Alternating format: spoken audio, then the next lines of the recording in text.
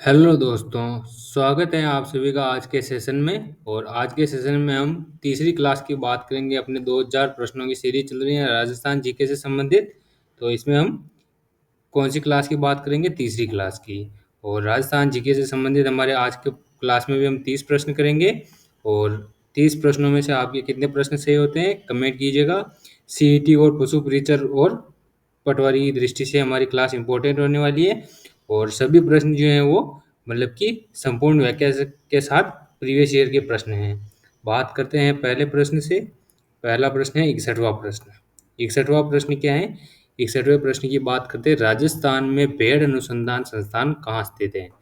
राजस्थान में जो भेड़ अनुसंधान संस्थान है, क्या भेड़ सॉरी भेड़ ऊन संस्थान पूछा है। भेड़ अनुसंधान संस्थान नहीं, भेड़ ऊन अनुसंधान पूछा है। बीकानेर में, जोधपुर में, बाड़मेर में, जयपुर में। तो भेड़ ऊन संस्थान कहाँ पर स्थित है? तो ये हमारे स्थित है बीकानेर में। ऑप्शन ए करेक्ट हो जाएगा, बीकानेर में स्थित है भेड़ ऊन अनुसंधान संस्थान। और बात करते हैं अगले प्रश्न की, 62वां प्रश्न। 62वां प्रश्न क्या है? तो राजस्थान किस शहर में कृषि विश्वविद्यालय है? राजस्थान का कौन सा शहर है जिसमें क्या है कृषि विश्वविद्यालय स्थित है? बात करते हैं बीकानेर, जयपुर, उदयपुर, टोंक। तो राजस्थान के किस शहर में कृषि विश्वविद्यालय है? ये हो जाएगा हमारे बीकानेर। ऑप्शन ए करेक्ट हो जाएगा, बीकानेर में स्थित है कृषि विश्वविद्यालय। मेन मतलब कि प्रमुख पीठ जिसे कहते हैं यहाँ पे, मेन जो है वो बीकानेर में है। बाकी उदयपुर में भी है ऐसे विश्वविद्यालय। कुल मिला के 500 विश्वविद्यालय हैं। बाकी कॉलेज जो है वो कृषि से संबंधित बांटे गए हैं। तो मेन जो कहाँ पर है? तो बीकानेर में। अगला प्रश्न 63। 63वां प्रश्न है हमारा, जालोर के चौहान वंश का संस्थापक कौन था? जालोर का चौहान वंश था, उसका संस्थापक कौन था? तो चौहान वंश के संस्थापक की बात पूछी है जालोर के। कन्नड़ देव, कीर्तिपाल, रतन सिंह, हमीर देव। तो जालोर का चौहान वंश का संस्थापक कौन था? तो हमारे ऑप्शन बी हो जाएगा कीर्तिपाल। कीर्तिपाल जो था वो जालोर के चौहान वंश का संस्थापक था। और संस्थापना कब की थी? 1181 में। 1181 में इसने जालोर के चौहान वंश की नींव रखी। बात करें कन्नड़ देव की। कन्नड़ देव जो था वो उसके समय जालोर में 1311 में, कब? 1311 में यहाँ पर क्या हुआ था? साका हुआ था। 1311 में यहाँ पर साका हुआ था। आक्रमणकारी अलाउद्दीन खिलजी था। और हमीर देव चौहान जो था वो कहाँ का शासक था? तो ये शासक था रणथंभौर का। रणथंभौर का प्रतापी शासक था। और इसके समय भी अलाउद्दीन खिलजी ने 1300 कब? 1 में राजस्थान का प्रथम शाका माना जाता है। 1301 में इसे जल जोहर भी कहते हैं। और ये जो है वो मतलब कि अलाउद्दीन खिलजी ने यहाँ पर आक्रमण किया था। तब हमीर देव चौहान जो था उसने मतलब कि यहाँ पर केसरिया किया था। इसकी पत्नी रंग देवी, कौन? रंग देवी, उसने जोहर किया था। अगला प्रश्न 64वां। 64वां प्रश्न क्या है? तो निम्न में से कौन सा कोटा में 1857 के विद्रोह का नेता था? 1857 की क्रांति से संबंधित प्रश्न है। और कोटा का नेता कौन था? लेकिन कोटा के दो नेता थे, तो दोनों के बारे में बात करते हैं। सबसे पहले मोहम्मद अली बेग, खुशहाल सिंह, जयदयाल या फिर हीरालाल। तो 1857 की क्रांति से संबंधित नेता कौन था? तो कौन था? हमारे जयदयाल। ऑप्शन सी करेक्ट हो जाएगा, जयदयाल। ऑप्शन सी करेक्ट हो जाएगा, मेहराब खां और जयदयाल। जयदयाल ये दोनों जो थे वो किससे संबंधित थे? कोटा के जन विद्रोह से। कोटा के जन विद्रोह से संबंधित थे। मोहम्मद अली बेग जो था वो नीमच, जो हमारी नीमच छावनी थी उससे संबंधित था। खुशहाल सिंह जो था वो किस छावनी से संबंधित था? एरियनपुरा छावनी। ये छावनी तो थी एरियनपुरा छावनी। और अहुआ के विद्रोह से संबंधित था, अहुआ के विद्रोह से। ये आपको याद रखना है। हीरालाल हीरालाल और मोहम्मद अली बेग दोनों जो थे वो नीमच क्रांति से संबंधित थे। अगला प्रश्न 65वां। 65वां प्रश्न क्या है? 65वें प्रश्न की बात करते हैं, अंग्रेजों से संधि करने वाला राजस्थान का प्रथम राज्य कौन था? जो अधीनस्थ संधियां हुई थी, अधीनस्थ जो संधियां हुई थी उनमें राजस्थान में पहला राज्य कौन सा था जिसने संधि की थी? अलवर, भरतपुर, कोटा, बूंदी। तो पहला राज्य कौन सा था जिसने संधि की थी? और सबसे पहले अलवर भरतपुर दोनों की इसने की थी। और इन दोनों में से भी भरतपुर ने, ऑप्शन बी करेक्ट हो जाएगा, भरतपुर ने संधि की थी। 1803 में की थी। और कब की थी? सितंबर 1803। सितंबर 1803 में इसने की थी। अलवर ने की थी कब की थी? तो दिसंबर 1803, नवंबर नवंबर लास्ट 1803 में संधि की थी। अलवर का कौन था? बख्तावर सिंह। अलवर का था बख्तावर सिंह, उसने संधि की थी। और सबसे पहले भरतपुर ने संधि की थी, फिर अलवर ने, फिर बूंदी ने, फिर कोटा ने। बूंदी और कोटा ने 1817 में संधि की थी, 1817 में संधि की थी। बात करते हैं अगले प्रश्न की, तो 66वां प्रश्न। 66वां प्रश्न है, देश हितैषणी सभा कहाँ स्थापित हुई? देश हितैषणी सभा जो है वो कहाँ स्थापित की गई? इसकी बात करें, सबसे पहले प्रश्न है इसकी स्थापना कब हुई? कब हुई और इसकी स्थापना का कारण क्या था? कारण भी पूछा जाता है। तो बात करते हैं कारण की, और स्थापना कब हुई और कहाँ हुई। पहले अजमेर, जयपुर, राजसमंद, उदयपुर। पहली बात करते हैं कहाँ पर हुई, तो यह हुई स्थापना, हमारे ऑप्शन डी करेक्ट हो जाएगा, उदयपुर में। उदयपुर में इसकी स्थापना हुई। और कब हुई? 1877 में, 1877 में हुई। किसके द्वारा की गई? सज्जन सिंह द्वारा। ये प्रश्न बहुत बार पूछा गया है, सज्जन सिंह द्वारा। इंपॉर्टेंट है, आधुनिक राजस्थान से ये प्रश्न आते हैं, आप सभी को पता है। और इसका मतलब स्थापना के बाद देश हितैषणी सभा का कार्य क्या था? तो कार्य था वैवाहिक संबंध, वैवाहिक जो मामले थे, वैवाहिक मामलों को सुलझाना, सुलझाना, ये इसका कार्य था। अगले बात करते हैं अगले प्रश्न की, 67वां प्रश्न। 67वां प्रश्न क्या है? राजस्थान में किसान आंदोलन के जनक के रूप में किसे जाना जाता है? राजस्थान में किसान आंदोलन के जनक के रूप में किसे जाना जाता है? कोमल कोठारी, विजय सिंह पथिक, झाबरमल शर्मा, गोकुलभाई भट्ट। तो किसान आंदोलन के जनक के रूप में किसे जाना जाता है? विजय सिंह पथिक को। ऑप्शन बी करेक्ट हो जाएगा, विजय सिंह पथिक को राजस्थान में किसान आंदोलन के जनक माना जाता है। कोमल कोठारी ने बोरुंदा जोधपुर में, बोरुंदा बोरुंदा जोधपुर में किसकी स्थापना की थी? रूपायन संस्थान, रूपायन संस्थान, इसकी स्थापना की थी। और बात करते हैं झाबरमल शर्मा की, पत्रकारिता का भीष्म पितामह कहते हैं, पत्रकारिता का भीष्म पितामह, भीष्म पितामह कहते हैं। बात करें अगली, गोकुलभाई भट्ट। गोकुलभाई भट्ट राजस्थान का गांधी, राजस्थान का गांधी कहते हैं। राजस्थान का गांधी किसे कहते हैं? गोकुलभाई भट्ट को। चारों ऑप्शनों की बात हो गई। अगला प्रश्न 68वां। तो 68वां प्रश्न क्या है अपना? 68वां प्रश्न है, 1925 में अखिल भारतीय जाट महासभा का अधिवेशन कहाँ आयोजित हुआ? जो अखिल भारतीय जाट महासभा थी, इसकी स्थापना तो हुई हमारे 1931 में, सॉरी 1925 में जो अखिल भारतीय जाट महासभा थी, उसका मतलब कि अधिवेशन कहाँ पर हुआ? ये तो फर्स्ट में हुई थी।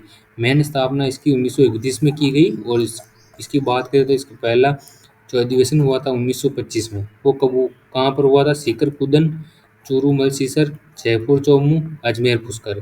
तो कहाँ हुई थी? अजमेर पुष्कर में, अजमेर पुष्कर में हुई थी। बात करते हैं अगले प्रश्न की। तो अगला प्रश्न है 69वां प्रश्न, चंडावल घटना कब घटित हुई? चंडावल घटना हुई थी वो कब घटित हुई? बात करते हैं 28 मार्च 1942 को, 13 मार्च 1944, 3 अप्रैल 1923, 13 जुलाई 1923। तो आप आंसर कमेंट कीजिए कि चंडावल घटना किस प्रजामंडल से संबंधित है, यानी किस प्रजामंडल, सॉरी किस किसान आंदोलन से या फिर किस प्रजामंडल से संबंधित थी और किस क्षेत्र से संबंधित थी, इसकी बात कीजिए आप। तब तक आप कमेंट कीजिए। बात करते हैं कब हुई थी घटित ये? 28 मार्च 1942 को। ऑप्शन ए करेक्ट हो जाएगा, 28 मार्च 1942 को चंडावल घटना घटित हुई थी। और ये किस क्षेत्र से संबंधित थी? तो ये हमारी संबंधित थी मारवाड़ से, मारवाड़ से संबंधित थी कौन सी? चंडावल घटना। अगला प्रश्न हमारा तो 70वां प्रश्न। 70वां प्रश्न क्या है? 70वां प्रश्न है, निम्न में से किस स्थान पर 1913 में भील विद्रोह हुआ था? 1913 का भील विद्रोह किस स्थान पर हुआ था? आप बात करते हैं तो डूंगरपुर, ईडर, मानगढ़, कुशलगढ़। तो 1913 का भील विद्रोह हुआ था वो किस किस जगह पर हुआ था? मानगढ़ में।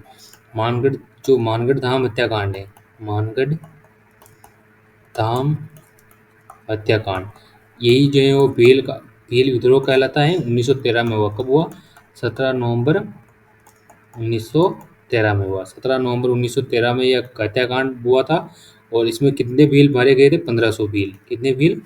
1500, 1500 जो किसान थे, भील किसान जो थे वो मारे गए थे। और भील हत्याकांड हुआ था और इसे जलियांवाला बाग हत्याकांड भी कहा गया। और इसकी अध्यक्षता कौन कर रहे थे? तो कौन थे इसके? गोविंद गिरी, इसके प्रणेता गोविंद गिरी थे। और मानगढ़ धाम हत्या, मानगढ़ जो जगह है बांसवाड़ा में, वहाँ पर यहाँ इसका अधिवेशन हो रहा था। किसका? तो भीलों का अधिवेशन हो रहा था मानगढ़ धाम पर। अगला प्रश्न 71वां प्रश्न। 71वां प्रश्न है, तो 71वां प्रश्न क्या है? हड़ौती सेवा संघ का संस्थापक कौन था? जो हड़ौती सेवा संघ थी उसका संस्थापक कौन था? बात करते हैं हड़ौती सेवा संघ के संस्थापक की। तो हड़ौती सेवा संघ का संस्थापक कौन था? नैनू अभिनरी, नैनूराम शर्मा, केसरी सिंह बारट, ठाकुर देशराज। तो हड़ौती सेवा संघ का संस्थापक कौन था? पहले बात करते हैं हड़ौती सेवा संघ की। हड़ौती सेवा संघ की स्थापना कब हुई? 1934 में। और इसके संस्थापक की बात करें, संस्थापक कौन थे? तो नैनूराम शर्मा, नैनूराम शर्मा ये इसके संस्थापक थे। कौन सा ऑप्शन हो जाएगा? ऑप्शन बी करेक्ट हो जाएगा अपना, ऑप्शन बी करेक्ट हो जाएगा। अगला प्रश्न 72वां प्रश्न। 72वां प्रश्न क्या है? जैसलमेर प्रजामंडल का गठन कब हुआ? जैसलमेर जो प्रजामंडल है उसका गठन कब हुआ? 1943, 1944, 1945, 1946। तो जैसलमेर प्रजामंडल का गठन कब हुआ? 1945 में। ऑप्शन सी करेक्ट हो जाएगा। 1945 में जो है वो जैसलमेर प्रजामंडल का गठन हुआ था। इसके गठनकर्ता कौन थे? अध्यक्ष कौन थे? मीठालाल व्यास, मीठालाल व्यास ये इसके गठनकर्ता थे। अगला प्रश्न 73वां प्रश्न। 73वां प्रश्न क्या है? तो आज़ादी से पूर्व कौन सा एक नॉन सैल्यूट ठिकाना नहीं था? कौन सा नॉन सैल्यूट ठिकाना नहीं था इसकी बात करते हैं। तो कुशलगढ़, अजमेर, लावा, नीमराना। तो राजस्थान में 3 ठिकाने थे, एक केंद्र शासित प्रदेश था, 19 रियासतें थी। एकीकरण के समय ये सब था। तो 3 ठिकाने जो थे वो कौन कौन से थे? तो एक तो हो गया कुशलगढ़ ठिकाना था, एक लावा ठिकाना था, एक नीमराना ठिकाना था। लावा, कुशलगढ़ और नीमराना ये ठिकाने थे तीनों। और ऑप्शन बी करेक्ट हो जाएगा हमारा, ऑप्शन बी करेक्ट हो जाएगा। अजमेर जो था वो एक केंद्र शासित प्रदेश था, केंद्र शासित प्रदेश था। और बात करते हैं 19 रियासतें थी, एक केंद्र शासित प्रदेश अजमेर था, 3 ठिकाने थे। अगला प्रश्न 74वां प्रश्न।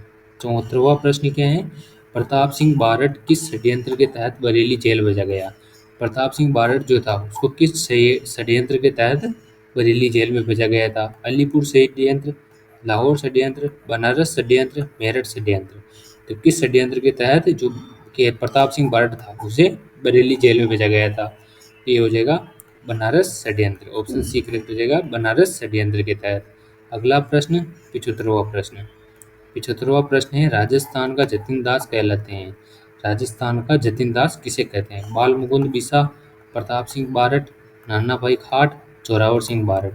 राजस्थान का जतिन दास किसे कहा जाता है? बाल मुकुंद बिसा को। बाल मुकुंद बिसा को राजस्थान का जतिन दास कहा जाता है। और इनकी जो मृत्यु हुई थी, इनकी मृत्यु जो थी वो कब कब हुई थी? तो इनकी मृत्यु जो है वो जेल में भूख हड़ताल के दौरान हुई थी। जेल में भूख हड़ताल हड़ताल के दौरान हुई थी। इसके दौरान जेल में भूख हड़ताल के दौरान। और बात करें प्रताप सिंह बारट, नाना भाई छोरी जोरावर सिंह बारट। प्रताप सिंह बारट की अभी हमने बात की, इन्हें बनारस षड्यंत्र के तहत, बनारस षड्यंत्र के तहत कहाँ भेजा गया था? बरेली जेल में। अगला प्रश्न, तो अगला प्रश्न है 76वां प्रश्न। 76वां प्रश्न है, हमारे 2000 प्रश्नों की सीरीज में हम 76वें प्रश्न की ओर बढ़ते हैं और तीसरी क्लास है हमारी। नवीन राजस्थान के प्रकाशक थे। नवीन राजस्थान के प्रकाशक कौन थे? विजय सिंह प्रतीक, केसरी सिंह, माणिक्यलाल वर्मा, हरिभाऊ उपाध्याय। तो नवीन राजस्थान जो है उसके प्रकाशक कौन थे? तो ऑप्शन ए करेक्ट हो जाएगा, विजय सिंह प्रतीक। विजय सिंह प्रतीक जो थे उन्होंने नवीन राजस्थान, नवीन राजस्थान, तरुण राजस्थान, तरुण राजस्थान ये जो है वो समाचार पत्र प्रकाशित किए थे, समाचार पत्र प्रकाशित किए थे। अगला प्रश्न 77वां प्रश्न। 77वें प्रश्न की बात करते हैं, राजस्थान की प्रथम महिला सांसद। 77वां प्रश्न है, राजस्थान की प्रथम महिला सांसद कौन थी? यशोदा देवी, सुशीला बंगरू, शारदा भार्गव, विद्या पाठक। तो राजस्थान की पहली महिला सांसद कौन थी? शारदा भार्गव। शारदा भार्गव जो थी वो राजस्थान की पहली महिला सांसद थी। कौन सी? पहली महिला सांसद। अगला प्रश्न 78वां प्रश्न। 78वां प्रश्न क्या है? तो 78वां प्रश्न है, राजस्थान उच्च न्यायालय की प्रमुख पीठ कहाँ स्थित है? राजस्थान की उच्च न्यायालय की प्रमुख पीठ जो है वो कहाँ स्थित है? बात करें झालावाड़, जोधपुर, जयपुर, टोंक। तो राजस्थान उच्च न्यायालय की प्रमुख पीठ कहाँ स्थित है? जोधपुर में। ऑप्शन बी करेक्ट हो जाएगा, जोधपुर में स्थित है राजस्थान उच्च न्यायालय की प्रमुख पीठ। राजस्थान में कुल कितने जिला उच्च न्यायालय हैं? राजस्थान में कुल कितने जिला उच्च न्यायालय? 36। 36 जिला कुल जिला उच्च न्यायालय हैं। और इनकी बात करें तो जयपुर और जोधपुर में दो दो हैं, जयपुर और जोधपुर में दो दो हैं, बाकी सब जगह पर एक एक हैं। अगला प्रश्न, तो अगला प्रश्न है हमारा 79 नंबर का प्रश्न। निम्न में से किसका लेखक वीरबाण है? वीरबाण जो है वो किसका लेखक है? वंश भास्कर, अभ्युदय, राजवल्लभ, राजरूपक। तो वीरबाण किसके लेखक हैं? राजरूपक। राजरूपक के लेखक हैं वीरबाण। वीरबाण राजरूपक के लेखक हैं। वंश भास्कर के लेखक कौन है? सूर्यमल मिश्रण। सूर्यमल मिश्रण। सूर्यमल मिश्रण जो है वो वंश भास्कर के लेखक हैं। अगला प्रश्न 80 नंबर का प्रश्न। 80वां प्रश्न की बात करते हैं। 80 प्रश्न के नंबर के, बागड़ी बोली राजस्थान के किस भाग में बोली जाती है? बागड़ी बोली जो है राजस्थान के किस भाग में? उत्तर पूर्व, दक्षिणी पूर्व, दक्षिण पश्चिम, पश्चिम। तो बागड़ी बोली जो है राजस्थान के किस भाग में बोली जाती है? दक्षिण पश्चिम। ऑप्शन सी करेक्ट हो जाएगा। सीईटी 2023 का प्रश्न है। सीईटी 2023 मतलब कि जो 11 तारीख को पेपर हुआ था, 11 तारीख को जो पेपर हुआ था 2023 में, उसका प्रश्न है।